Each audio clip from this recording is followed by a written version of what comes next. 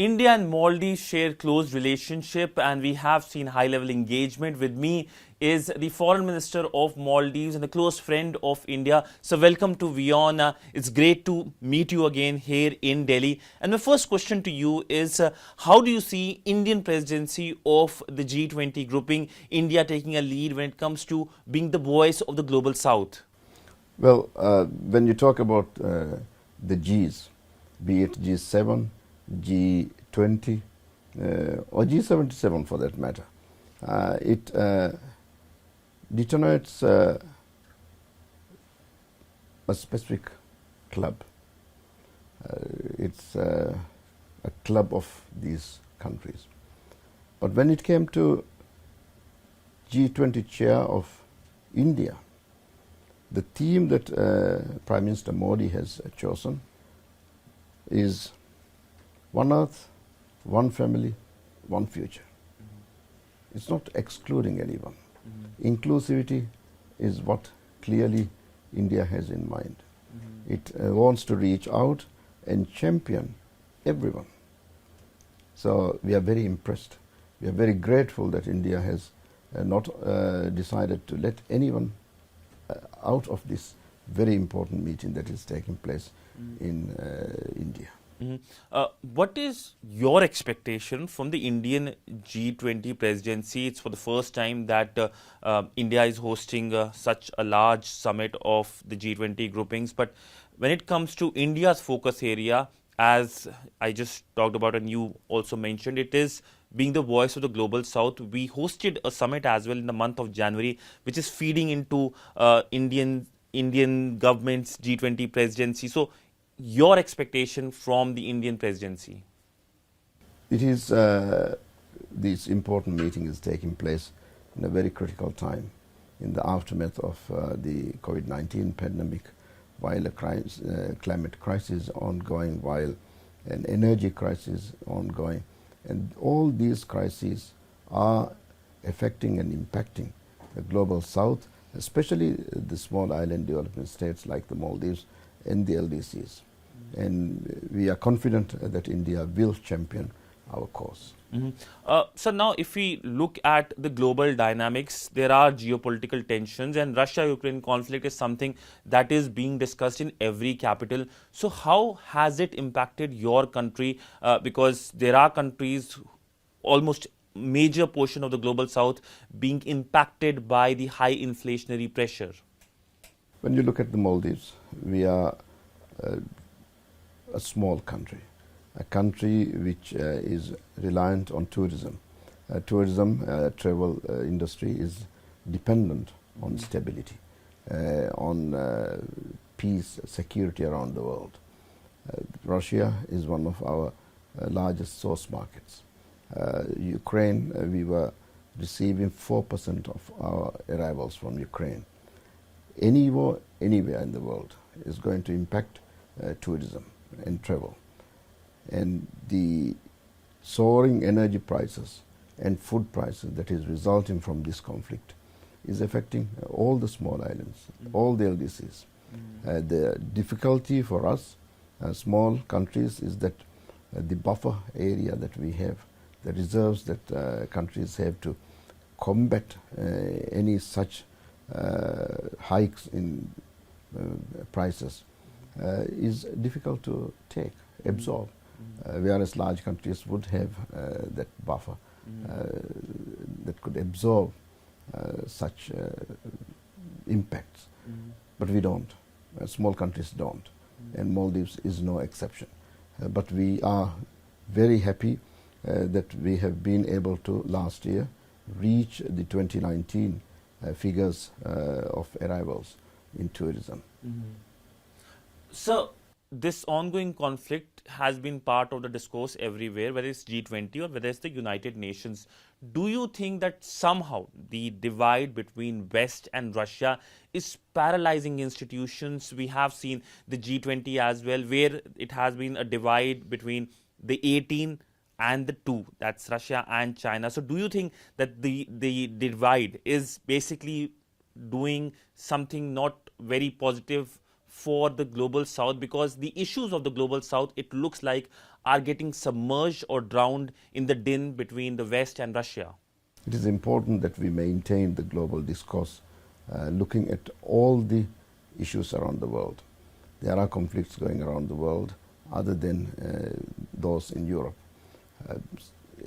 There are pressing issues around the world which needs immediate attention. And it would be a fallacy to think that we could move forward looking at only one continent or one area geographically. It is not in the interest of multilateralism, it is not in the interest of progress or relationship between blocks of countries that we try to focus only on single issues. So are you echoing the sentiment of the Indian External Affairs Minister, who said that Europe's problems are looking like the world's problems and world's problems are not Europe's problems? I'm simply saying that it will not be proper for the multilateral system to be focused only in one direction. During my time as the President of the General Assembly, I expressed the same sentiments, that the United Nations has a full agenda, a multifaceted agenda, and we will have to move forward taking into consideration the sentiments of everyone around the world. And that is how the 76th session we were able to proceed addressing many of the issues around the world. So you talk about multilateralism. You were the President of the United Nations General Assembly. UN has been seen as dysfunctional. It hasn't seen any reforms. Are you hopeful that one day there will be a reform at this body, which is the most representative body on the planet? When you speak about dysfunctionality, everyone seems to look at only the Security Council. But the United Nations is more than the Security Council. It is the General Assembly, it is the Economic and Social Council. It is also represented by all the developmental work that the United Nations is doing around the world. Yes, there are challenges for the Security Council. Continued reform is taking place in the General Assembly, where one country, one vote, the sovereign equality of nations is very clearly demonstrated. Yes, during the early stages of the Russian-Ukraine conflict, we saw the Security Council completely dysfunctional. But then the United Nations Charter provides for these instances where the General Assembly comes into power, taking the powers of the Security Council to the General Assembly. And that is how the emergency special session under my presidency met. When we meet at the General Assembly on the emergency special session, the powers of the Security Council are transformed into the General Assembly. But then, of course, the difference is that in the Security Council, the P5 can exercise their veto. At the General Assembly, no individual country can veto any of its proceedings. End of the day, it is up to the sovereign members of the United Nations to decide on the way forward. So now coming to the bilateral aspect of the relationship, a lot of engagement this relationship has seen. External Affairs Minister was in your country, now you are here in Delhi. So how will you characterize this relationship? Our relationship is exemplary. We have been able to demonstrate that however large a country may be or however small a country may be, mutual respect and friendship can take countries' relationships to greater heights. And that is where we are today. Maldives and India has very clearly shown to the rest of the world that it is respect to international law, respect to each other, and understanding the sentiments of the peoples of our countries is what is required to foster friendship, and that is where we are. Our relationship has never been better. So two pillars form this relationship. There are other pillars as well. One is the people-to-people relationship. Indians have been the largest number of travelers to Maldives last year, and another is the infrastructure development. If you can talk about that as well, if you can explain both the pillars, how they are doing. During COVID-19 pandemic, our tourism industry was hit very, very badly. Run up to the COVID-19, the largest source market for us was China. But when China closed its borders, restricted travel, and the rest of the world closed its borders, Maldives became a no-income country because no one was traveling to the Maldives. At the height of the pandemic, Maldives and India were able to come to an arrangement, you would recall, a travel bubble, whereby Indians were allowed to travel to the Maldives and Maldivians were allowed to travel to India under this travel bubble. That provided the very much needed startup to our tourism industry within 3 months of the closure of our borders. And since then, India has maintained the number one position of tourist arrivals. Last year it was the same.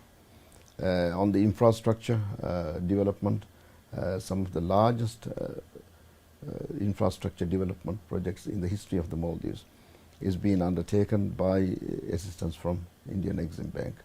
We are grateful to the leadership of India, especially Prime Minister Modi, for facilitating these development projects. Also, there are smaller projects that have been undertaken which directly impacts small communities, and these are also very much appreciated. Your finance minister was here in Pune and he also referred to it. That's the trading in national currencies.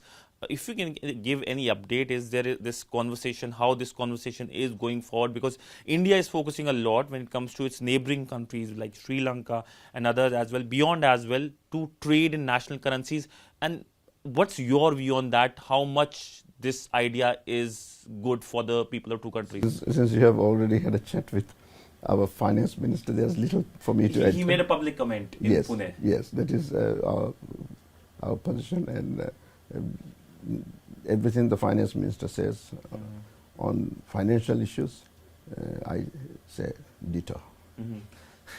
So, there's another focus area here in Delhi, that's the Indo-Pacific Vision. What's your view about this vision and also security when it comes to the Indian Ocean region? Because your country is at the heart of Indian Ocean. You have a very large exclusive economic zone, and this is a region which, of course, has a large portion of global trade going through it. Sidhant, you would recall that I repeatedly used the term Maldives is the heart of the Indian Ocean. And for us, it is essential that we maintain peace, security and prosperity in the Indian Ocean, because it will impact the Maldives. If there's instability in the Indian Ocean, it will have a negative impact on the Maldives. And we can't allow it. And that is why we are working so closely with our neighbors, India especially, but the rest of the neighbors as well, and also the members of the Indian Ocean Rim Association. I think all of us in the IORA has realized that we need to work towards a common target to maintain peace, security and prosperity in our ocean. So, talking about a specific issue, we have seen certain instances in your country, like the Yoga Day celebration. There was an attack and there have been certain calls as well where strong action have also been taken by your government. So, what's your response to these incidences, few incidences, but yet nonetheless they have happened? These few incidences are the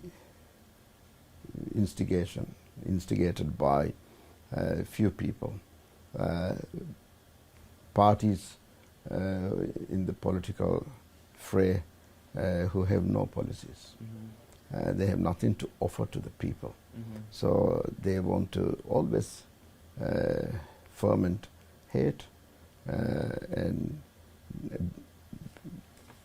make the country unstable. It happens everywhere in the world, and we also unfortunately have a group of people who would like to be politicians but have nothing, no solid policies to offer to the people. So my last question to you, under your government, a lot of initiatives have been taken in terms of the economy, in terms of people to, the situation of the people in your country. If you can talk about, because you will be soon going into election year, but if you can give a gist of what achievements, what are the key achievements of your government? Well, we came into office promising unity and development. President Saleh has been able to maintain a coalition government in the history of the Maldives for the first time. And through this united effort of President Saleh, progress and development has been at a very fast speed. When we came into office, only 30% of the islands in the Maldives had access to fresh water and proper sewerage. When we finish our term this year, there will not be a single island in the Maldives without fresh water and access to proper sewerage. Harbors are being built, roads are being paved, infrastructure is being built at a speed which the country has never seen. The whole point for the country, for the government, is to develop infrastructure so that be it a small island or a large one, the basic necessities are met. At the same time, we are undertaking large infrastructure projects which would assist the economy grow to the next level. The airport in the south, Abdulla International Airport, is being upgraded with the assistance of Indian Exim Bank. We are also building an airport, an international airport in the north, in Hanimadu, again with Exim Bank finance. Both airports are going to be a huge impetus to development of both regions in the south and in the north, facilitating direct arrivals from overseas. We are also building a bridge in the Greater Male area, connecting Male Island to Willingili, Tilafushi and Gulifar. This bridge is the largest infrastructure project that is undertaken in the history of the country. It is going to see a transformational, revolutionary change in the economy of the area. In this process, we are also providing housing, which is a necessity, an acute necessity for the people. The government is determined to provide this as well. Hospitals are being built around the country because, again, because of the nature of the archipelago, it is difficult for people to travel in case of emergency. So we want to make sure that regional hospitals are there where the communities could travel in cases of emergency rather than having to come to Mali for every emergency. We are also building a cancer hospital, this time outside Mali region, in Lam Atoll, again in a project which is financed by the Exim Bank of India. This hospital is going to be a world-class hospital. It is going to provide the much required and needed medical treatment for many, many Maldivians who have to travel overseas for treatment. Overall, the infrastructure building that is currently being undertaken has been very, very much appreciated. Just on the transport side itself, the government has launched the RTL, the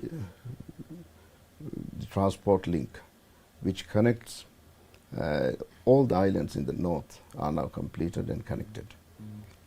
Now, the idea is to give confidence that an individual can expect a transport facility to take a person from one island to the other at a predetermined time, at a predetermined cost. So it is transforming the transport of people from islands to island as we have never seen before. We are also developing airports, domestic airports. We want to make sure that every island is able to reach to an international domestic airport within 30 minutes of transport by launch. So it's a different type of development approach because of the nature of our country. We are 1,200 islands, which has 99% ocean. So my additional last question, since you talked about the airport development in your country, that has helped in a lot of connectivity, not only in the country but outside as well, especially with the southern Indian states. If you can elaborate on that aspect. Well, the Hanimado International Airport, when built, would be 45 minutes less than to travel to Male International Airport from the South Indian international airports like Mumbai, Chennai or Bangalore. So the connectivity that is going to arise and the opportunities that are going to be there for the Indian tourists as well as Maldivians to come to India is going to be phenomenal. Well, on that note, thank you so much, sir, for this very, very extensive interview touching almost every subject possible. Thank you so much, sir. Always good. Thank you, sir. See you. Thank you, sir.